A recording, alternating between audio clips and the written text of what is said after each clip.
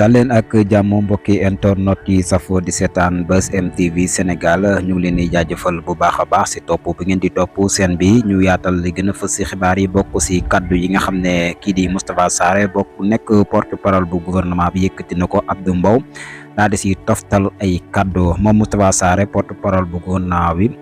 di xam ne que ne nag kii di Ousmane Sonko dina xamle yoon wi mu fas yéene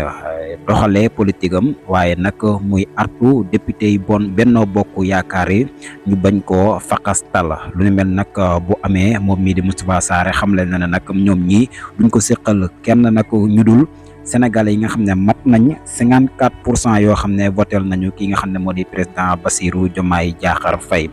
kaddu yi ni mel nag moom mi ba nga xamee ne nag daal na koy yëkkati moom mi di Moustapha Sarré nekk porte-parole bu gouvernement Abdou Mbow nag daal na si tostol ay kaddu si ay tontu yoo xam ne daal daal na ko koy dégtal di daaneel moom Abdou Mbow di xamle que ne nag daal si wax ne fii daal dara dafee ñoragulu ba ñu koy màcc moo tax daal jërul xuppe jëm si député Benno Bokk Yaakaar yi ndax amul benn njariñ nekk kaddu yoo xam ne kii di Abdou Mbow ay tontu yoo xam ne daal dinay jëm si kii nga xam ne nag moo di Moustapha Sarré kaddu yooyu nga xam ne nag daal na koy xamle ñoom daal bés bu ñu jéemee faqastal nguurug Sénégal wala kii nga xam ne moo di premier ministre Ousmane Sonko si li nga xam ne nag bëgg na ko fële sa Assemblée nationale askan bi lañu koy séqal jàpp ne daal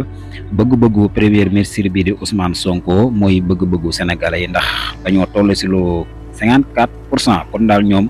lépp lu ñu bëgg rek war nañ see ànd ak ñoom député Benno Bokk Yaakaar yi looloo waral nag moom Abdou Mbow di ko artu tamit que ne daal lépp lu ñuy wootee fële sa Assemblée nationale day fekk rek ñoom ñi daal ñu daal di si ànd.